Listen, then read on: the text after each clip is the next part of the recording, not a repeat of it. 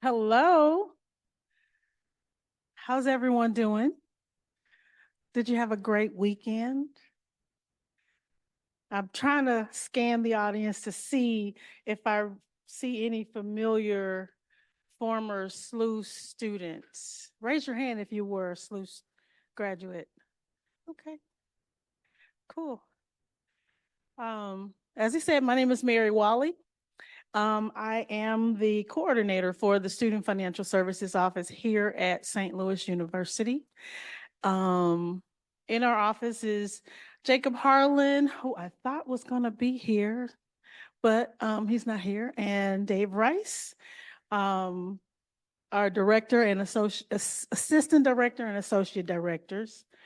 So what we do, so we offer counseling for loan repayment, consolidation, um, refinancing, whatever. Um, we also have debt management that we normally have. I try to do it once a month. Sometimes it doesn't happen once a month. Um, Now, mind you, most of the debt management presentations that we have, excuse me, are pertaining to the medical student and what's going on with them. But occasionally we do have stuff that you guys can participate in.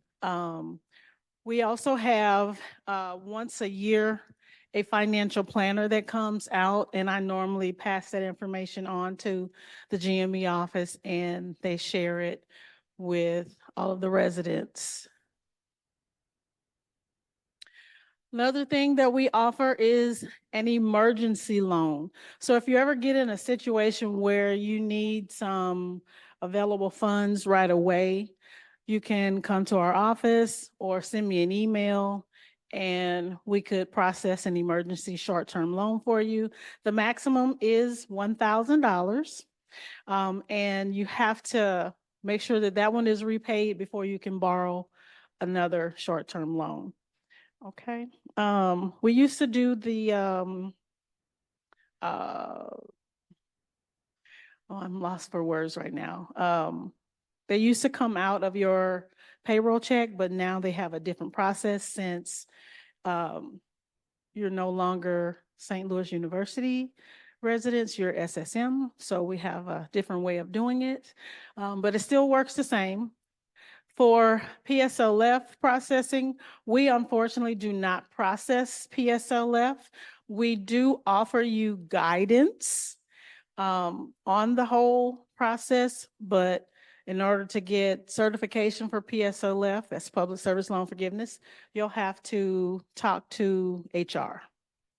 Okay. Loan repayment options. Hopefully you guys went through this when you graduated from med school. Your med school required that you do exit loan counseling, and maybe they had a loan counseling session for you that talked about loan repayment.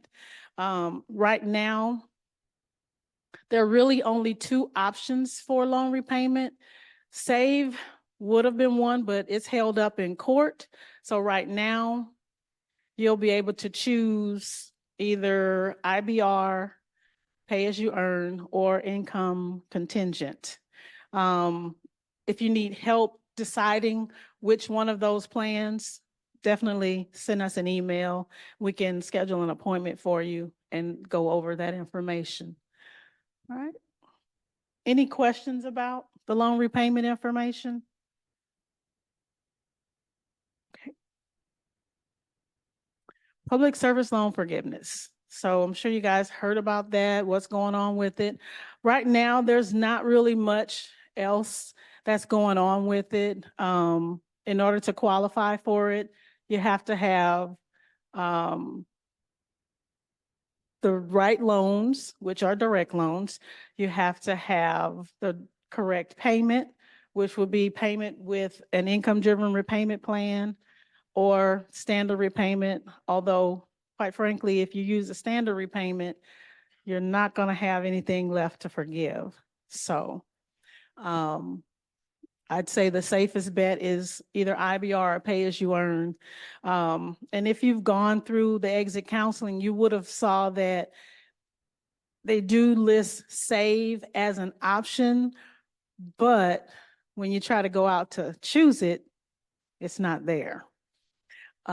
So honestly, a lot of us are thinking that because it's been held up in court for so long, that there is a strong possibility that it's gonna go away. So, if by a miracle they do bring it back, that would be the best option for loan repayment during residency. And any of these income-driven repayment plans, you can stay on them for as long as you want until your loans are paid off. All of the income-driven repayment plans have a forgiveness portion attached to them, so that if after 20 years you've been paying on your loans with IBR or pay or save, if it comes back to life, the government will just forgive those loans without you even having to apply for it. The thing about that, though, they will be taxed, the amount that will be forgiven. Okay. With public service loan forgiveness, there will be no taxing of that. We don't know exactly how much would be forgiven, but in the meantime, I'd say if you're, after you're done with residency and you're working in a not-for-profit organization, I'd say definitely go for it. Continue to submit your employment certifications on an annual basis. That way there won't be any reasons why they wouldn't forgive those loans. Unless, like I said, they have a cap on how much they forgive. Any questions on PSO left? Nope. Okay. There are other loan forgiveness programs. A lot of them, you can find them by going to studentaid.gov. NIH has a forgiveness program. Most of the forgiveness programs are typically 2 years. Some of them have a service commitment, which basically means for every year that you get forgiveness, you're required to provide service to them, like work in one of their shortage areas, or like the military has a forgiveness program as well. And, 4 years in the military. So National Health Service Corps has 2 different kinds of loan forgiveness programs. The student to service, which you would have started that process in your 4th year of med school, and then their traditional loan forgiveness program. And you can start that at any time. And I believe the amount is up to $120,000 that they will forgive. Excuse me, my voice. For additional information on loan forgiveness programs, you can either go to our website or go to studentaid.gov. That's where you're going to find the most information. All right. Any questions? You guys are so quiet. As I said, we have financial literacy programs. We have a financial planner that comes in.